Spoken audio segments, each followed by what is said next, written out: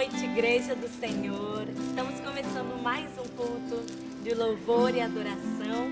E eu queria nesse momento convidar você aí na sua casa para aumentar o volume da sua televisão, do seu celular, aonde você estiver, e levantar um altar de adoração ao Senhor aí na sua casa, que os seus vizinhos possam ouvir o seu momento de louvor e possam ser impactados com o amor do Espírito Santo.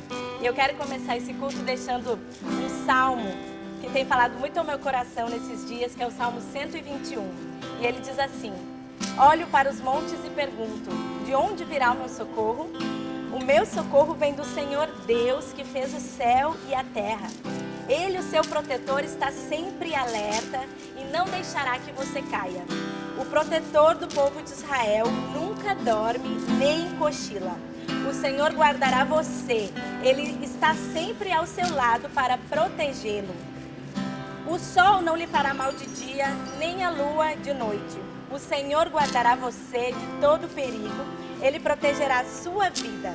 Ele o guardará quando você for e quando voltar, agora e sempre. Amém? Vamos adorar o Senhor.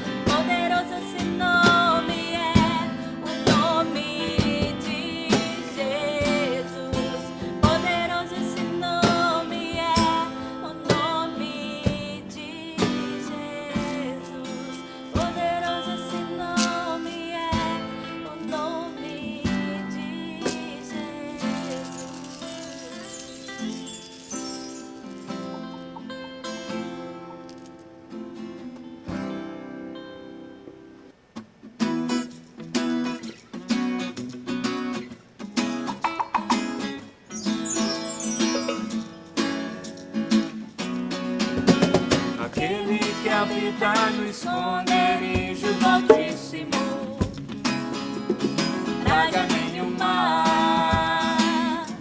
o alcançará. Eu fiz do Senhor minha rocha, escudo e refúgio, e nenhum mal me sucederá.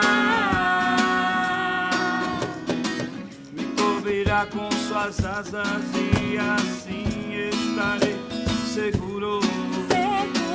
Não temerei o espanto noturno, nem flecha que voa de dia, nem festa que anda na escuridão, ou mortandade que assola ao meio-dia.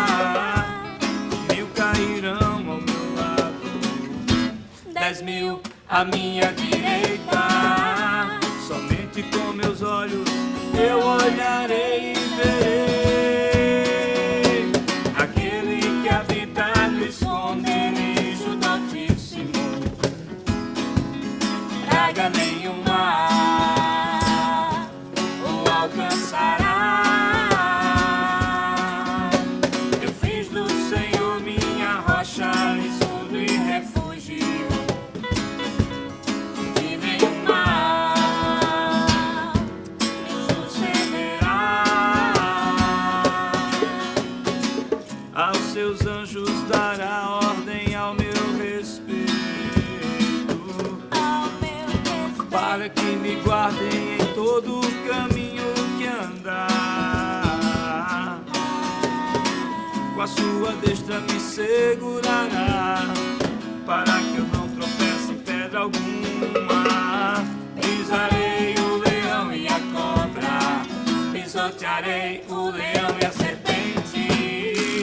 Eu fiz do Senhor o meu abrigo e habitação, aquele que habita no esconderijo do Altíssimo,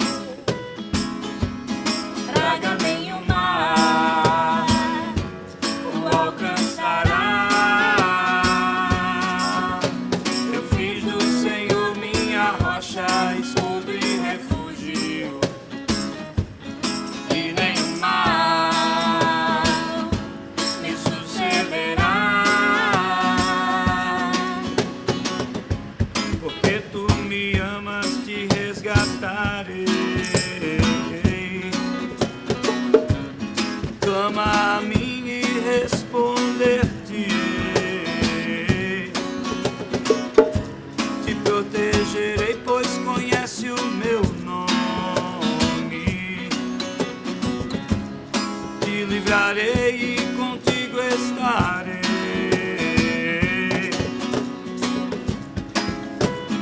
Longa eu te darei e te mostrarei a minha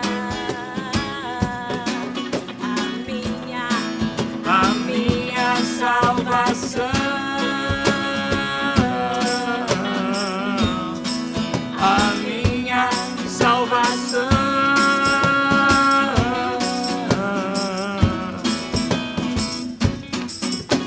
Aquele que habita no esconderijo do Altíssimo, praga nenhuma o alcançará. Eu fiz do Senhor minha rocha, escudo e refúgio, e nenhum mal me sucederá.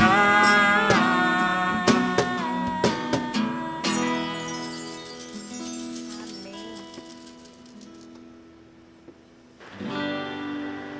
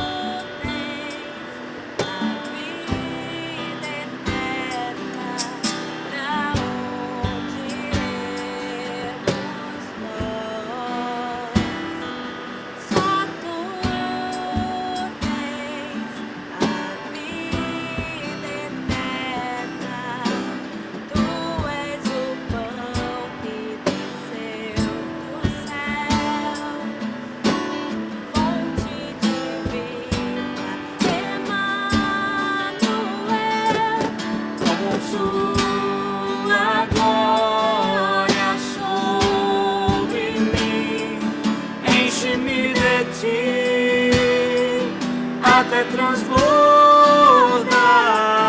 Eu nunca vou Me saciar, enche-me de ti, até transbordar.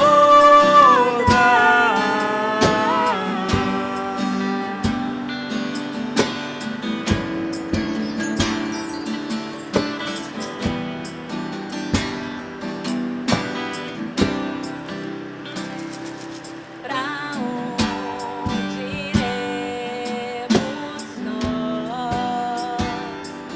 Só tu tens a vida eterna.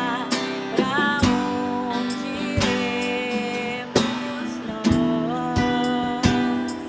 Só tu tens a vida eterna.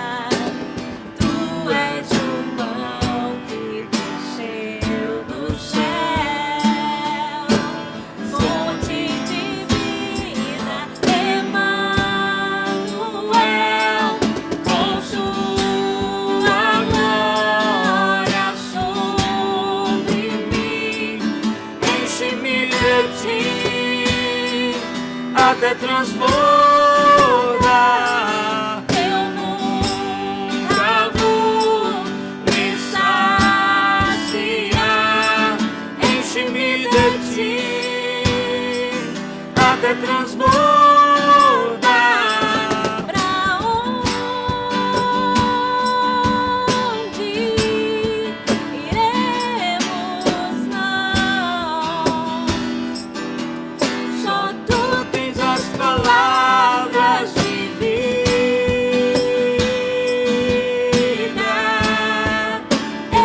eterna. pra onde iremos nós? Tu és o pão do céu, o Deus Emanuel. Enche-me, enche-me, até transbordar. Tu és o pão do céu, o Deus Emanuel. Enche-me, enche-me, até transbordar. Onde iremos nós? Só tu tens as palavras de vida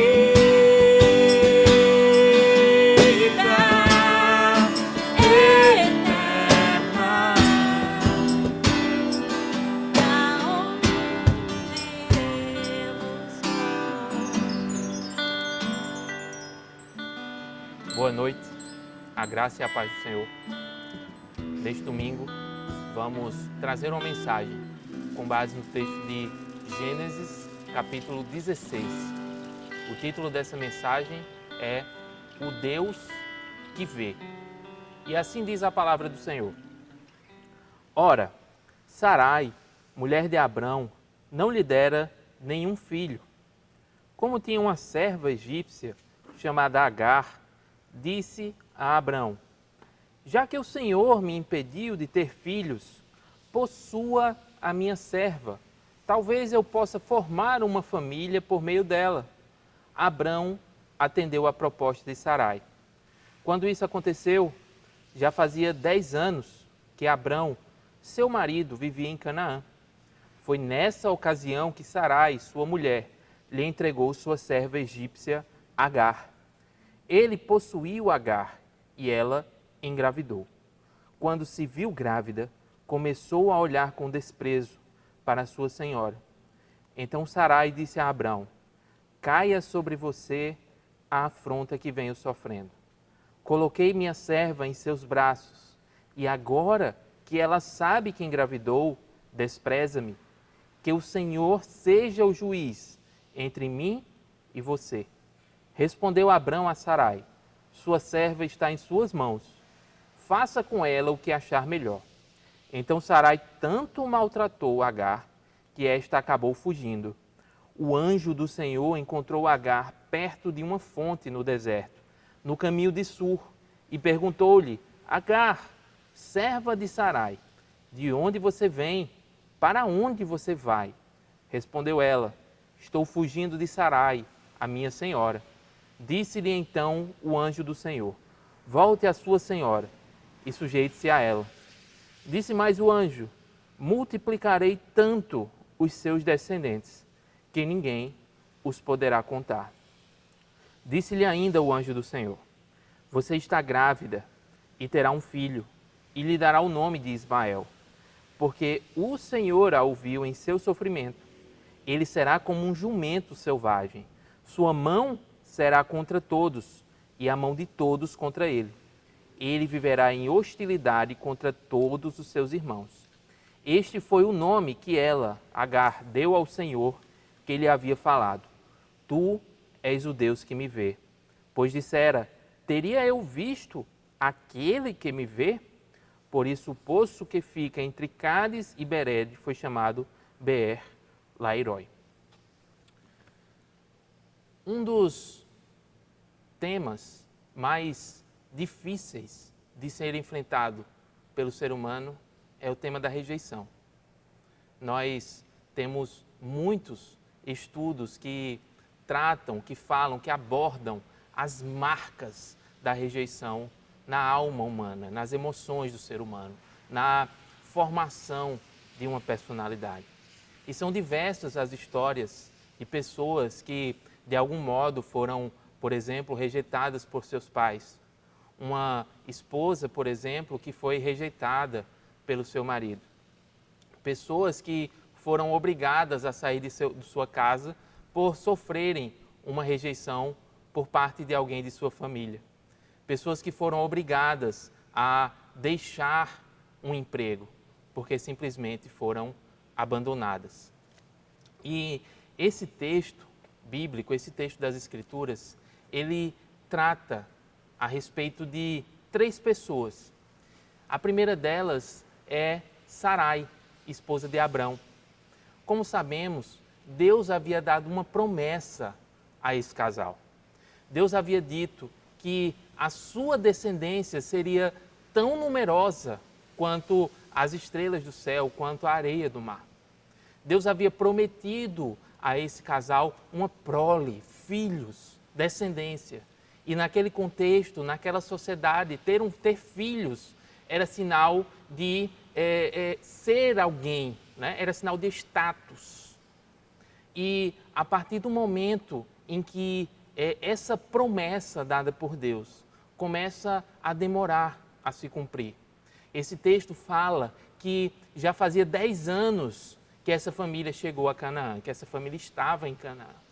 Portanto, nós temos aqui 10 anos de espera. 10 anos em que Sara certamente olhava para si, via a sua idade avançar, e aqui ela já contava com uma idade relativamente avançada, porém, aquela promessa não se cumpria e Sara era estéril.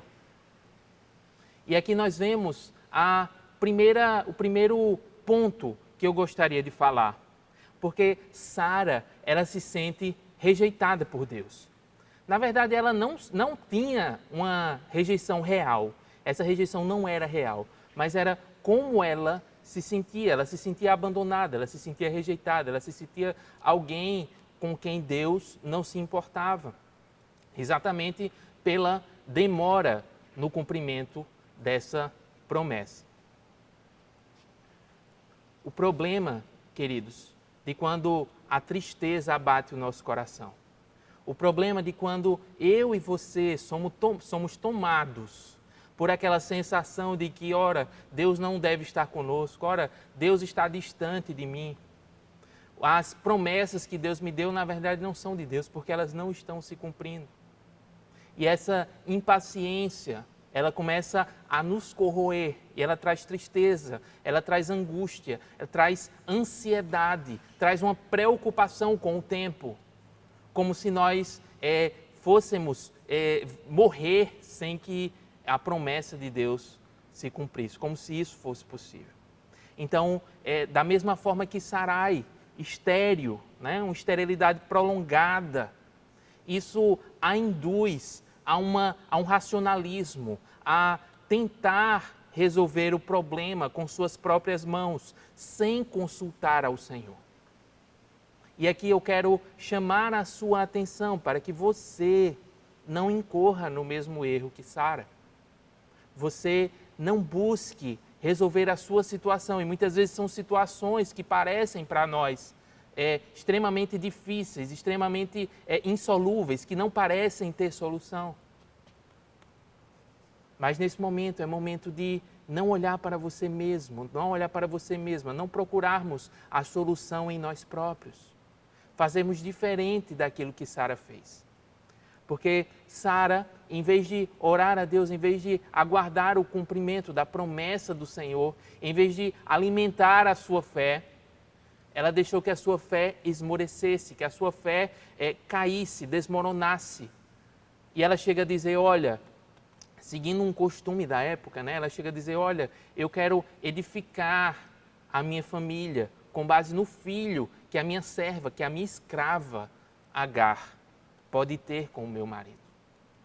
Veja que essa não é uma solução dada por Deus. Deus havia sido muito claro com Abrão. E por mais que 10 anos tivessem passado, a palavra de Deus continuava sendo a palavra de Deus. Deus havia dito, Deus havia prometido que a descendência dele seria numerosa. E Deus não fez ressalvas. Deus não disse, Abraão, eu preciso de uma ajudinha sua. Sara, eu preciso que você me contribua comigo, né? Crie um atalho para que isso dure menos tempo. Deus não havia feito nenhum tipo de ressalva nesse sentido. Portanto, em meio à tristeza, em meio à desolação, em meio à falta de fé, nós precisamos ter muito cuidado com a solução que nós identificamos, que nós achamos para esses problemas. Sara, ela tinha uma certeza no seu coração. Para ela era uma certeza. Deus me negou filhos. Deus não está comigo. Porém, essa certeza não estava calcada, não estava fundamentada na palavra de Deus.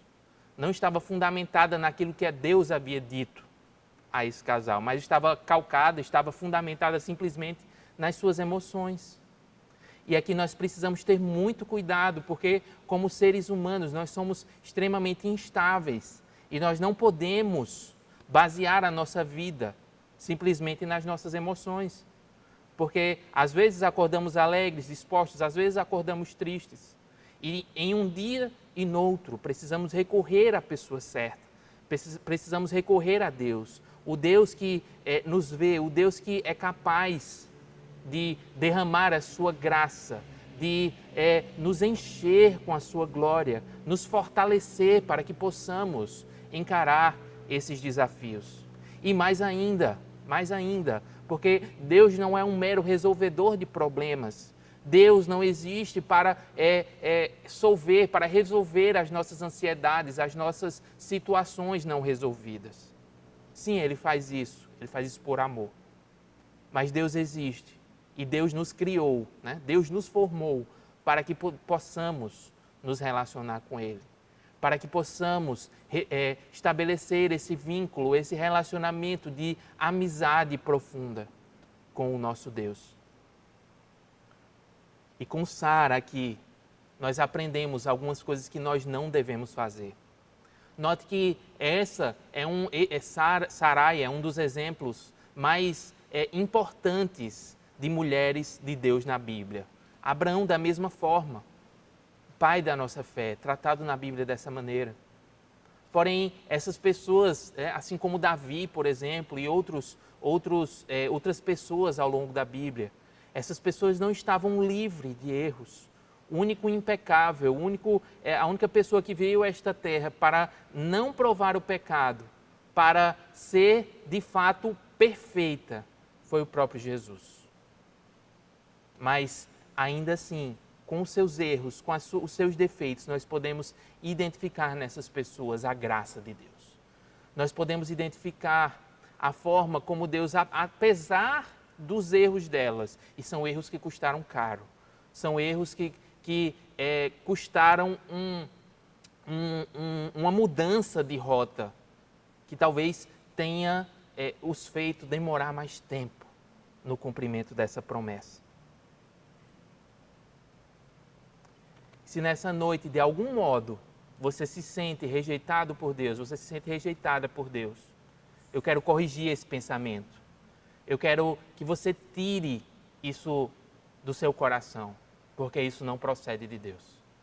A palavra de Deus não diz isso a nosso respeito. Essa não é a identidade que Deus quer para mim, que Deus quer para você. Deus nos fez para que nos tornemos filhos e filhas dele, por meio de Jesus Cristo. E esse é o nosso destino, esse é o nosso alvo, é para isso que devemos caminhar, é para isso que devemos canalizar, colocar toda a nossa fé. Sarai, ela acaba gerando um plano, ela acaba idealizando um plano, procurando uma solução não na promessa de Deus, mas sim nos costumes daquela sociedade. Ela acaba engendrando uma situação e colocando a sua família em meio a isso. Ela traz a sua escrava para ser possuída pelo seu marido, conforme os costumes da época, uma lei até na época que permitia isso. E aquela escrava, aquela serva, ela vem a conceber. Veja o nó que esse plano, que essa justiça com as suas próprias mãos, né, que Sarai realizou. Veja como esse plano, esse nó, veio a trazer consequências graves para essa família. Portanto, primeira pessoa desse texto, Sarai, alguém que se sente rejeitada por Deus, mas na verdade não o é. As promessas de Deus para a vida dela permaneciam de pé. E eu e você precisamos ter essa paciência, precisamos exercitar a nossa fé todos os dias na palavra do Senhor, lendo as Escrituras, orando a Deus, nos relacionando com Ele, para que a nossa oração, a nossa lágrima, ela seja derramada aos pés da cruz. Porque Jesus, Deus, Ele não é homem para que minta. Os seus planos não podem ser frustrados. E os caminhos de Deus não são os nossos. A vontade de Deus é boa, perfeita e agradável. E nós precisamos nos alinhar a essa vontade. Uma segunda pessoa que está nesse texto e a respeito da qual nós devemos falar é o próprio Abrão. E essa relação entre Sarai e Abrão, e os dois incorrendo nesse erro, nos lembra de uma forma muito clara aquilo que aconteceu lá em Gênesis. Note que Sara traz o plano para Abrão. Abrão, de forma omissa, né? Ele deixa de se posicionar como em relação àquilo que Deus tinha para essa família. Ele simplesmente concorda, numa posição de certo conforto. E ele tem relações com aquela serva, ela vem a engravidar.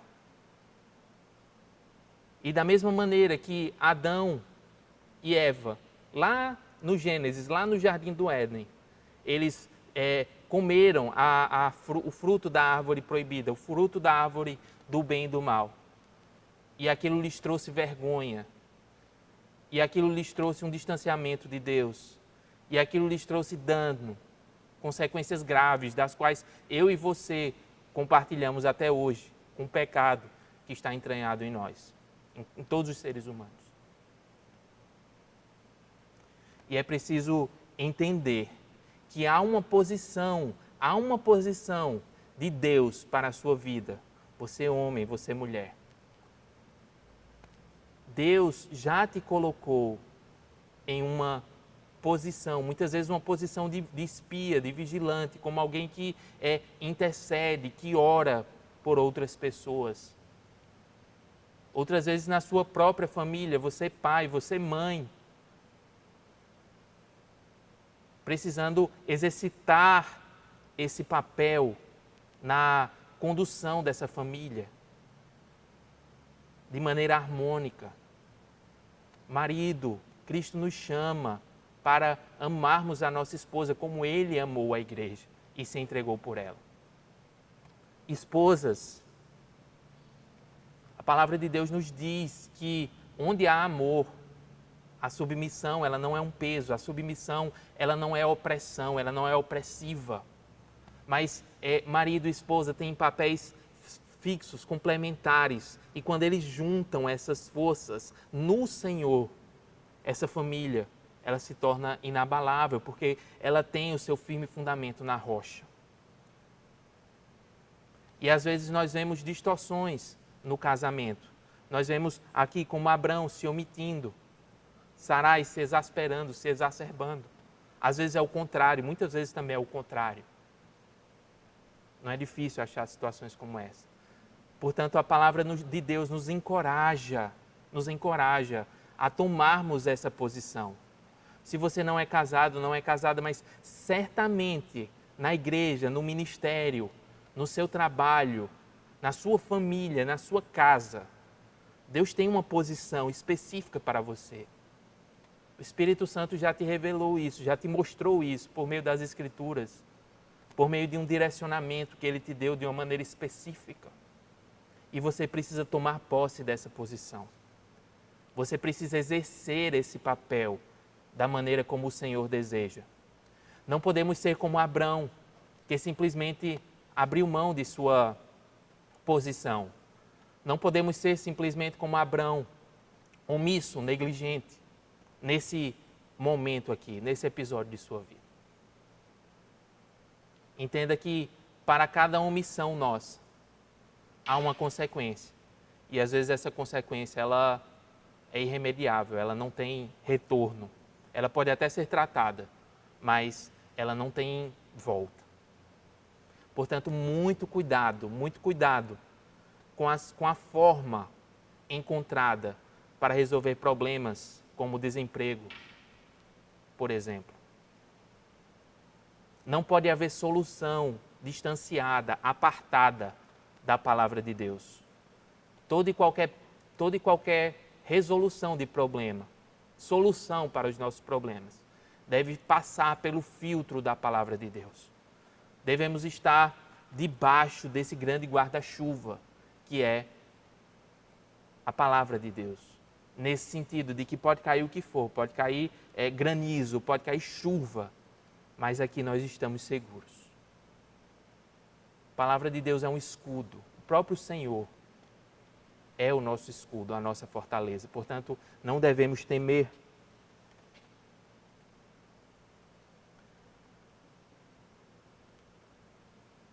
Abrão sabia da promessa de Deus. Ele conhecia. E é interessante que no capítulo anterior de Gênesis, há um certo elogio à figura de Abrão. Porque a Bíblia diz que Abrão creu no Senhor e isso lhe foi imputado como justiça. Abraão, no capítulo exatamente anterior, no capítulo 15 de Gênesis, ele manifesta fé no Senhor. Uma fé firme, uma fé genuína. E eu e você precisamos ter muito cuidado quando elogios vêm.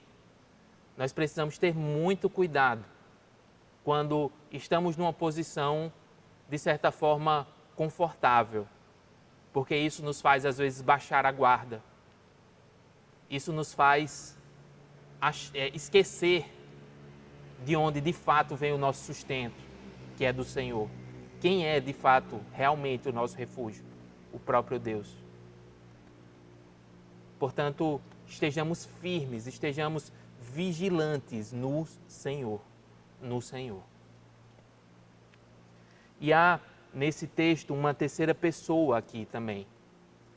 E essa pessoa, essa figura, é a figura de Agar.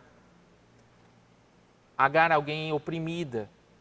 Agar, uma pessoa que é quase tratada pelos seus senhores, pelos seus, usando um termo moderno, pelos seus patrões. Como quase uma coisa, ela não tem voz, ela não pode ter opinião. Ela não pode decidir o seu próprio destino. Ela precisa fazer a vontade daqueles que a têm como serva, como escrava. Isso acaba colocando Agar, por uma vontade alheia, dentro de um problema que nem é seu. Mas notem que a própria Agar, no texto que lemos, ela, após engravidar, após, de certa forma, dizer, então agora essa família necessariamente passa por mim, porque aqui na minha barriga, aqui no meu ventre, está o único descendente dessa família. Estou aqui diante de uma velha senhora que, aos meus olhos, poderia dizer ela, não pode engravidar. E a solução para todos os problemas aqui passa por mim. E ali ela passa também a desprezar a pessoa de Sara. E não vai e vem dessa história, desse enredo. Abraão e Sara novamente se veem um diante do outro. E Sarai, ela se vitimiza diante de Abraão. Ela se esquece que havia sido ela própria quem engendrou todo esse plano. E ela se coloca como uma posição de vítima, como alguém que teria sofrido um ato de seu marido Abraão. Ela esquece que também ela tinha responsabilidade sobre o que tinha acontecido. Mas o fato é que Sarai ela passa a humilhar a figura da sua serva, mesmo grávida, Agar. Ela passa a desprezá-la. E Agar, ela precisa fugir para o deserto. Veja o desespero dessa mulher.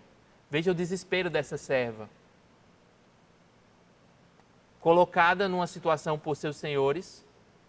Posteriormente, esses senhores se arrependem, mas para ela não havia espaço para arrependimento, para remorso, digamos assim. E ela se vê numa situação de fugir para o deserto, ou seja, fugir para o deserto, se colocar em risco, não só a ela, mas também a seu filho que ela carregava. Era algo menos danoso do que permanecer naquele ambiente de treva, de briga, de dissensão, de discussão.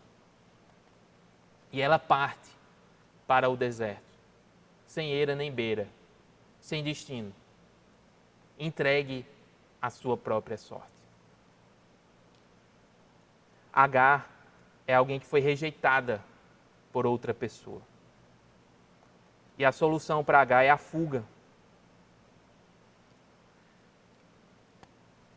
Mas lembrem-se do título desta mensagem, O Deus que Vê. E é exatamente no momento em que Agar se sente sozinha, é exatamente no momento em que Agar se vê no deserto, sem ninguém ao seu redor, à beira de um poço, naquilo que se diz seria um muro, uma espécie de fortaleza. Ela encontra refúgio ali naquele lugar. E ali Agar recebe a visitação de um anjo do Senhor. E nós podemos aprender muito com essa conversa entre o anjo e a própria Agar. A pergunta que o anjo dirige a ela é a seguinte: Agar, de onde tu vens? Para onde você vai? Veja, Deus, Ele está interessado não só no nosso passado, não só naquilo que a gente já fez ou deixou de fazer, mas Deus se preocupa, Deus cuida sobretudo do nosso futuro. Porque Ele pergunta de onde vens, mas Ele pergunta também para onde vais? E a resposta de Agar, ela se limita à primeira pergunta. Agar só se limita a dizer: olha, eu venho da casa da minha senhora, de quem estou fugindo. Mas ela não responde para onde ela iria, porque ela simplesmente não sabia. Ali era o fim da linha para para Agar. Ali era o fim da linha para ela. Ela não sabia o que aconteceria, o que sucederia no dia seguinte. Ela não sabia se ela teria alimento. Ela não sabia se ali ainda teria água para ela, se uma fera do deserto, um animal qualquer, a atacaria. Ela estava grávida, com o único bem que ela possuía, seu próprio filho, as roupas do corpo. Mas ali ela recebe a visitação do Deus que a vê. A Agar coisificada, a Agar tratada com desdém pelos seus senhores, ela encontra em Deus alguém que não só se preocupa com a sua vida, mas que também cuida dela. Cuida dela. Todos nós, cada um em um momento, cada um ao nosso modo, já nos sentimos sozinhos. Cada um de nós já nos vimos numa situação de carência, de falta, de total ausência. Ausência de alguém que para nós seria importante, na perda de um ente querido, no desfazimento de um relacionamento, na perda de uma fonte de sustento. Mas eu quero te dizer nesse dia, nessa noite, que Deus te visita nesse momento. Da mesma forma como Agar foi visitada pelo anjo do Senhor, Deus continua até hoje visitando o seu povo. E Ele visita agora no lugar onde você me vê. Ele ministra cura ao seu coração, à sua vida. Ele ministra um ânimo novo a você. O Espírito Santo agora traz ao teu coração essa questão do pertencimento. Você pode até se sentir sem ninguém, mas você pertence a uma família. Deus te fez, Deus te constituiu com um plano, com um propósito. E por meio de Jesus Cristo, Ele te deseja conectar à videira, que é o próprio Cristo. Ele deseja te trazer para junto. E é interessante que os teólogos, falando sobre esse texto, eles dizem que se trata de uma teofania, ou seja, esse anjo, na verdade, era o próprio Deus se revelando a Agar. E Deus diz a ela, olha, volta para a tua senhora, volta para a tua casa, se submete a ela. Deus inicialmente dá uma ordem. Volte para a sua senhora. Volte para a casa de onde você veio. Uma ordem que precisava ser cumprida. De forma até dolorosa, porque não deve ter sido fácil para Agar retornar àquela casa da qual ela tinha sido praticamente expulsa, ou forçada a fugir. Mas ela fez em obediência ao Senhor, ao Deus que tudo vê. E além disso, além da ordem a ser cumprida, a ser obedecida, Deus entrega a Agar uma promessa a respeito do seu próprio filho. Ele diz, olha Agar, a tua descendência por meio desse menino será numerosa. Ele vai ser como um jumento selvagem. Muitas nações vão descender dele. Ele brigará com todos ao seu redor. Para uma escrava, para uma serva, para alguém que não tinha destino, para alguém que não tinha nada, para alguém que nem sabia a identidade que ela tinha, na verdade. Aquela promessa, aquela palavra, é uma palavra que trouxe ânimo a ela. Porque ela sabia que o destino daquela criança estava nas mãos de Deus, de algum modo. Ela serviria, de algum modo, a um propósito de Deus.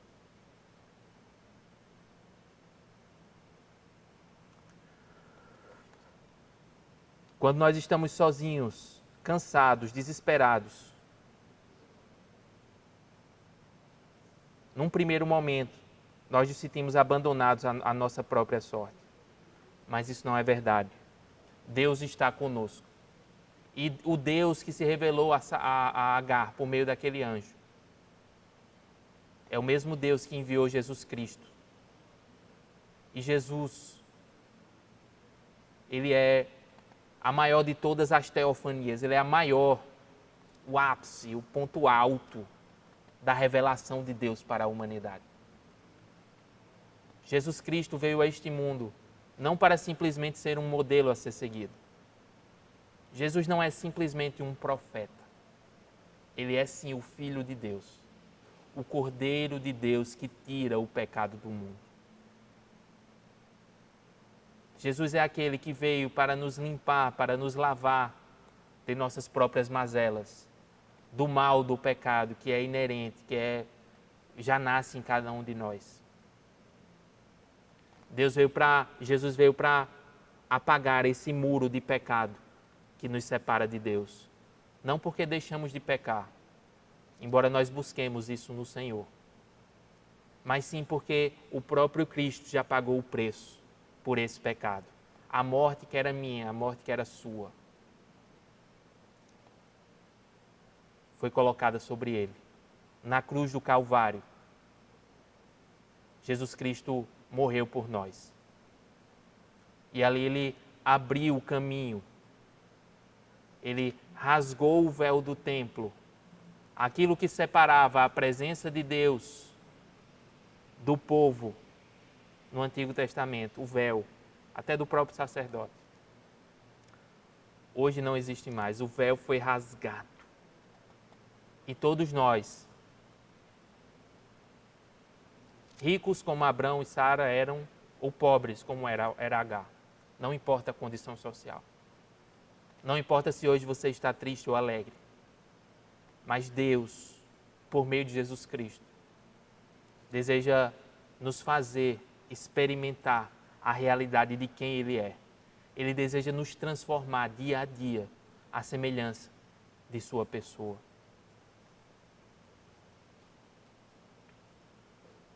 Lá em Mateus capítulo 1, versículo 23, a palavra diz: a virgem ficará grávida e dará à luz um filho, e lhe chamarão Emanuel, que significa Deus conosco. Jesus é o Deus conosco. Veja que maravilha. O Deus que muitas vezes pensamos que é distante. Não, Ele não é distante. Ele está aqui. Ele vive, Jesus vive. Jesus se fez carne. E Ele está entre nós. Ele nos deu o presente do Espírito Santo. E esse Espírito Santo revela para nós a vontade do Pai. Que maravilha, que maravilha. Portanto, neste dia, saiba que o Deus que vê, o Deus que te vê, Ele te levanta para caminhar. Não ache que essa janela, esse intervalo que você está vivendo nesses últimos meses e viverá ainda por alguns dias, semanas ou alguns meses ainda. Não ache que a sua vida inteira se resume a isso. Não faça como o casal Abrão e Sara, que deixaram de lado a promessa de Deus, porque o tempo já haviam decorrido 10 anos sem cumprimento. Saiba esperar, saiba estar na presença de Deus. E aqui eu me lembro do texto de Gênesis 25, 21, em que Isaac, o filho desse casal, que depois viria a nascer, esse filho já adulto, Isaac, o outro filho, né? O filho, digamos, legítimo.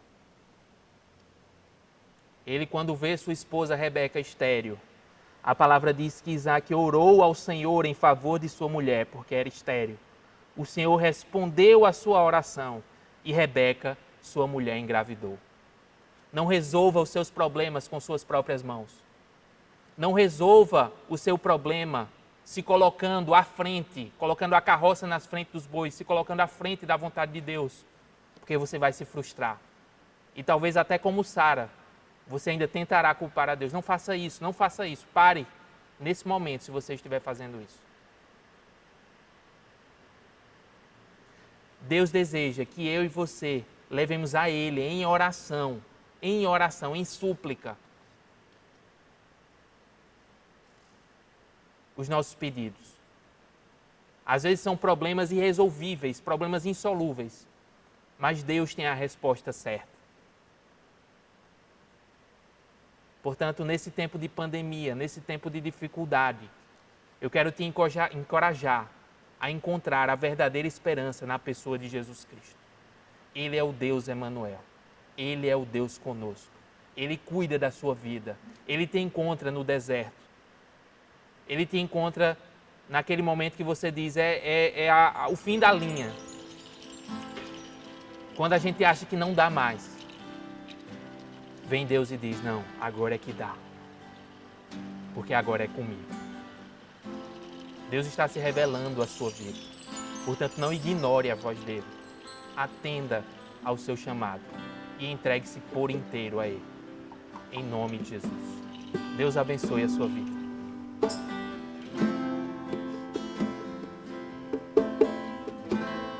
Tu me chamas sobre as águas, onde os meus pés podem falhar. E eu te encontro no mistério, no mar profundo, aguento em fé. E por teu nome vou chamar, por altas ondas vou olhar. Se a maré subir, no teu abraço vou ficar, pois eu sou teu e tu és meu.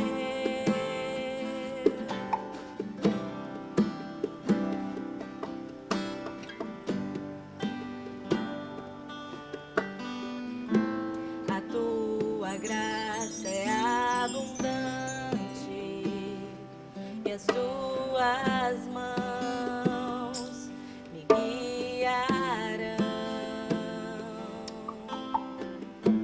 O medo acampa à minha volta, contudo tu não falharás.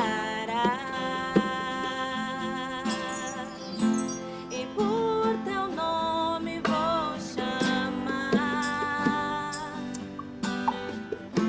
por altas ondas vou olhar. Se a maré subir, no teu abraço vou ficar, pois eu sou teu e tu és meu.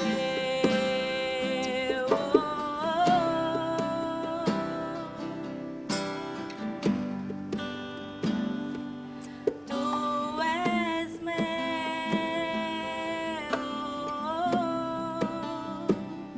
Olá, vamos ter agora o nosso tempo de dízimos e ofertas. Eu queria que você abrisse a sua Bíblia no livro de Lucas, capítulo 16, verso 10, que diz assim: quem é fiel no pouco, também é fiel no muito. E quem é desonesto no pouco, também é desonesto no muito. Assim, se vocês não forem dignos de confiança em lidar com as riquezas deste mundo ímpio, quem lhes confiará as verdadeiras riquezas? E se vocês não forem dignos de confiança em relação ao que é dos outros, quem lhes dará o que é de vocês?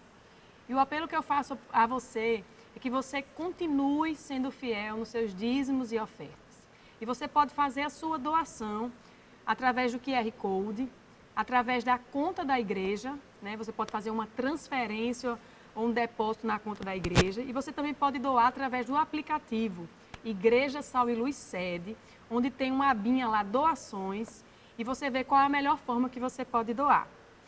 Quero avisar que nós continuamos com a nossa campanha Partilhando a Mesa.